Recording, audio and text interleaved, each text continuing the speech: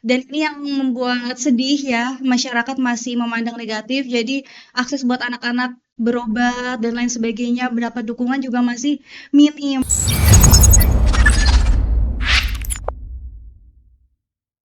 Halo Sobat Sehat, kembali lagi bersama Cici di Duhif Bersuara. Dari diskusi menuju solusi bersama. Nah, kali ini aku kedatangan tamu spesial lagi. Langsung aja kita sambut Kak Wahyu. Silahkan. Hai. Gimana kabarnya Kak Wahyu? Alhamdulillah sehat. Kamu gimana? Alhamdulillah. Alhamdulillah sehat, Kak. Oke, biar teman-teman di rumah lebih afdol buat nonton video ini, boleh dong Kak perkenalan dulu. Halo teman-teman, perkenalkan saya Wahyu Dwi Cahyani, biasa disapa Wahyu. Saya adalah Duta Pelajar Peduli HIV/AIDS Kabupaten Kebumen Angkatan Pertama tahun 2022. Wah, angkatan pertama nih guys. Jadi penasaran deh, kira-kira ya, kakak kan angkatan pertama nih. Iya. Motivasi kakak bisa ikut ini itu apa sih? Kan sebelum-sebelumnya kan belum Mm-mm. ada contoh-contoh dutanya gitu loh. Kayak benar-benar kakak tuh first time-nya gitu loh. Boleh dong diceritain. Boleh banget. Jadi dulu awal mulanya aku tahu Duta HIV/AIDS Kabupaten Kebumen itu dari guru. Oke. Saat liburan, waktu itu saya sedang di Kalimantan, kebetulan sedang ikut lomba, dan saya cari tahu tentang apa itu HIV/AIDS, dan Mm-mm. isunya menarik karena fokusnya pada stigma. Saat itu saya masih lumayan polos ya, merasa sedih atas penderitaan orang lain dan merasa harus menyuarakan hak-hak orang lain yang tertindas seperti itu. Karena waktu itu saya merasa teman-teman HIV/AIDS atau teman-teman ODA tidak semuanya adalah pelaku dosa. Karena kita tahu bersama ya Ya, Cici, kalau misalkan tahu-tahu. penyebaran HIV/AIDS itu tidak hanya melalui hubungan seksual atau Mm-mm. hal-hal yang negatif, tapi bisa diturunkan dari orang tua ke anak. Wah, Oke. betul banget. Ini motivasi dan alasannya itu, Masya Allah, tabarakallah, Kak. Luar biasa sekali. Ini patut dicontoh untuk teman-teman di rumah, bahwa kita tuh perlu adanya rasa kepedulian terhadap anak-anak yang terkena HIV itu karena bukan kesalahannya Mm-mm. sendiri. Nah, selama kakak menjalankan amanah sebagai duta, ada nggak sih kayak peristiwa yang Mm-mm. berkesan di kakak sampai sekarang? Salah satu yang paling berkesan adalah ketika Anjang Sana, Ci. Anjang Anjang sana. Sana. Kebetulan Oke. waktu itu kami waktu karantina itu mengunjungi ada anak dengan HIV HIV/AIDS, AIDS. dan saya melihat kondisi lingkungan tempat tinggal mereka yang Mm-mm. terpencil, aksesnya susah, dan masyarakat di sekelilingnya tidak tahu jika anak itu mengidap HIV karena emang dirahasiakan ya. Dan ini yang membuat sedih ya, masyarakat masih memandang negatif. Jadi akses buat anak-anak berobat dan lain sebagainya, mendapat dukungan juga masih minim. Ini yang membuka mata saya untuk lebih semangat lagi menyuarakan bahwasanya penderita atau orang dengan HIV/AIDS itu tidak harus kita jauhi gitu. Ya, betul.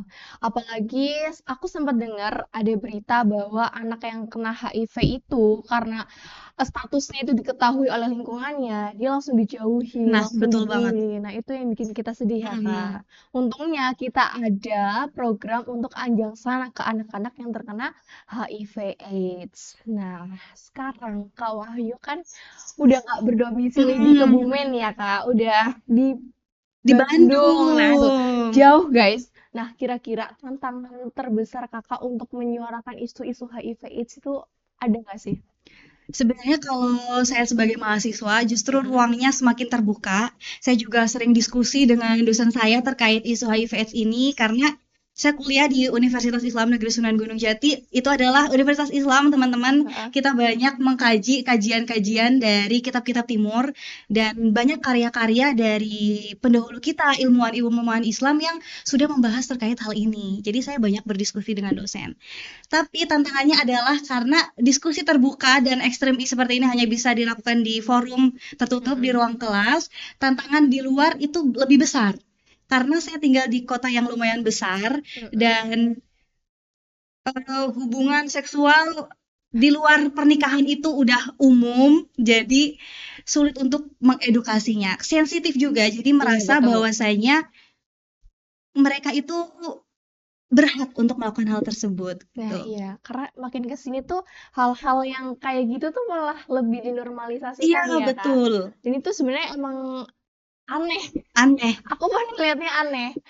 Ketika kita ngasih tahu, bukan ngasih tahu, kayak kita ngingetin, Mm-mm. itu pun kayak mereka lebih ke kayak ngapain sih kamu ngikutin? Ini kan urusan aku, ini kan hidup Mm-mm. aku. Kamu tuh nggak usah ngikut-ngikut. Lebih kayak gitu ya, Kak. Nah, itu emang susah sih, guys. Nah, gimana sih cara Kak Wahyu? Mungkin aku pengen denger Mm-mm. waktu kakak masih jadi duta. Iya. Gimana caranya kakak itu mengemas edukasi tentang HIV/AIDS supaya itu tidak terkesan seperti kita menggurui. Karena kan seperti yang kita tahu, Mm-mm. orang itu paling tidak suka kalau misalkan digurui. Gurui. Kalau dulu saat saya masih SMA ya, masih Mm-mm. menjabat, saya lebih fokus ke teman-teman di sekitar saya. Bukannya menggurui mereka, saya membuat mereka penasaran dengan apa sih HIV/AIDS itu. Saya menceritakan gimana kalau misalkan orang terdekat kalian menderita ini. Saya mulai dengan pendekatan seperti itu. Jadi membuat mereka berada di posisi berpikir.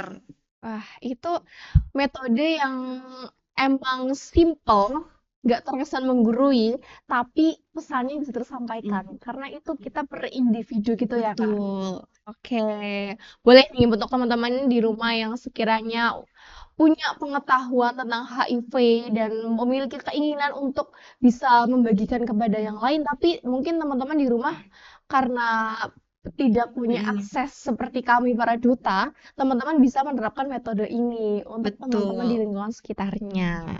Nah, menurut pengalaman Kak Wahyu, media atau platform apa sih yang paling efektif untuk menyuarakan isu-isu selain yang secara offline? Tadi kan kita bisa secara Mm-mm. online gitu kan?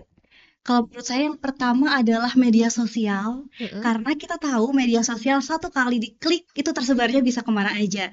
Jadi Betul. edukasi yang paling masif bisa dilakukan lewat media sosial. Seperti yang udah dilakukan teman-teman Duta Pelajar Peduli HIV/AIDS. Namun, Cici, kita masih butuh ruang diskusi. Nah, Jadi, di media sosial itu orang-orang tidak nyaman untuk mengutarakan pendapatnya, takut kena stigma, benar sih, benar. takut dijudge. Jadi Betul. ruang diskusi tertutup itu masih perlu dilakukan supaya mungkin teman-teman yang penasaran atau ingin berubah itu punya ruang aman untuk mengutarakan apa yang dirasakan, bertanya apa yang seharusnya dilakukan dan sebagainya. Kayak betul banget. Dan buat teman-teman di rumah mungkin ya setelah ngeliat video-video kita terus pengen menceritakan sesuatu yang mungkin teman-teman di rumah tuh tahu cuman pengen ngomong itu bingung. Teman-teman tuh bisa banget mungkin untuk DM Instagram kita atau mungkin teman-teman yang di rumah udah tahu Mm-mm. Instagram kita bisa lah ya sambil di DM kita nggak apa-apa diperbolehkan. Berdasarkan pengamatan Kak Wahyu, apa sih kesalahan umum yang sering dilakukan pelajar saat mencoba mengedukasi rekannya? Kalau pelajar mungkin karena kita melihat dari sisi psikologisnya ya masih Ya. remaja, egonya masih lumayan besar, ingin terlihat lebih bisa dari yang lain, itu adalah apa yang udah Cici sebut tadi di awal, tampak menggurui temannya. Iya Oke. sih, itu betul ya. Itu sebenarnya suatu tantangan yang cukup sulit Mm-mm. untuk bisa kita ubah. Gimana cara dari kita punya metode menggurui itu kita ubah dengan cara kita seperti ya kita cuma Iya, berdiskusi. betul. Nah, itu emang cukup sulit, tapi buat teman-teman bisalah dicoba sedikit demi sedikit, nanti pasti bisa. Dan di tengah kesibukan kuliah kakak ya, Iya, aku tahu anak kuliah itu pasti sibuk iya banyak betul. tugas sebenarnya sih Kak. Betul Nah, banget. di tengah-tengah jadwal kakak yang padat atau mungkin kakak ikut organisasi-organisasi yang jadwalnya juga padat, gimana sih trik Kak Wahyu untuk menjaga api semangat advokasi supaya tidak menurun? Wah, keren banget ya pertanyaannya. Kalau dari aku sendiri, kamu bisa lihat di Instagram Mm-mm. itu aku masih mencantumkan Duta HIV. HIV. Nah, dari situ ketika aku ikut banyak komunitas, baik komunitas untuk refreshing atau Mm-mm. komunitas sosial dan lain sebagainya, itu membuat teman-teman penasaran. Wah, itu ya. Jadi, teman-teman suka bertanya, Wahyu, ini apa sih? Nah, Gitu. ya. Dari situlah saya menjelaskan apa yang saya lakukan di masa lalu, apa visinya, dan apa urgensinya di masa sekarang gitu. Wah, itu cara unik ya guys. Hmm. Aku baru dengar ada yang menggunakan metode ini. Bisa sih, nanti aku coba, boleh kan, Kak? Boleh banget.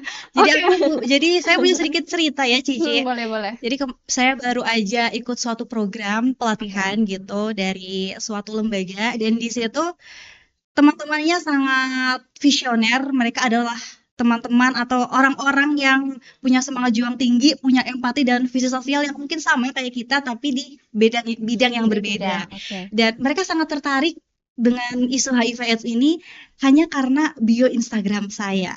Wah, berarti metodenya Kak Wahyu ini ampuh, guys. Oke, aku bakal ingetin Iya. besok.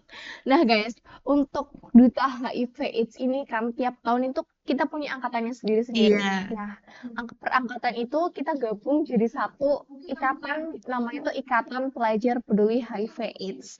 Nah, apa sih harapan terbesar Kak Wahyu terhadap IPPHA ini?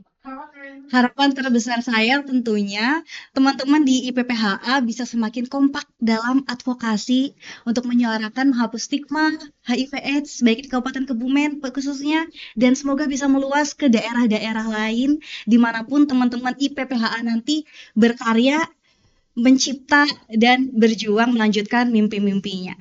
Semoga ya. Semoga harapan Kak Wahyu ini bisa kita wujudkan bersama. Amin. Oke. Jika ada nih, Kak, satu aksi kecil yang bisa langsung dilakukan oleh teman-teman di rumah setelah mendengar podcast ini, atau satu pesan atau langkah nyata yang Kak Wahyu sarankan. Baik, buat teman-teman, yang pertama adalah kita menjaga ucapan. Oke. Karena sekecil apapun itu, baik itu candaan atau bahkan lontaran kita bercanda antar teman, itu bisa berdampak buruk dan lebih luas daripada yang kita bayangkan. Jadi ketika kita mendengar suatu isu atau kabar yang belum pasti, lebih baik kita berhati-hati dalam menyampaikannya. Kita konfirmasi kebenarannya, dan kalau emang benar, kita bisa dampingi, bukan malah menyebarkan rumor yang membuat Betul. orang tersebut terpuruk. Begitu. Itu langkah tepat sih, Iya. Kak. Daripada kita Menjaga lisan ya. yes, betul, menjaga lisan itu lebih baik daripada kita menyebarkan sesuatu yang belum tentu Iya, benar betul. adanya. Wah, luar biasa sekali ya, Kak, obrolan kita hari ini. Walaupun ya mungkin Singkat ya. singkat, tapi menurut aku ini bermakna karena aku belajar dari Kak Wahyu, dan semoga aku bisa ngikutin langkah Kak Wahyu ke depannya. Amin. Semoga bisa lebih baik lagi ya. Jangan ngikutin aku, tapi harus lebih baik dari aku.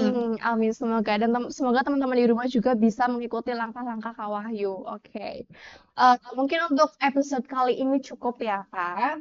Untuk teman-teman di rumah, jangan lupa untuk like, comment, share, and subscribe channel Duta HIV/AIDS Kabupaten Kebumen. Dan juga jangan lupa untuk klik tombol lonceng supaya tidak ketinggalan video-video menarik kita berikutnya.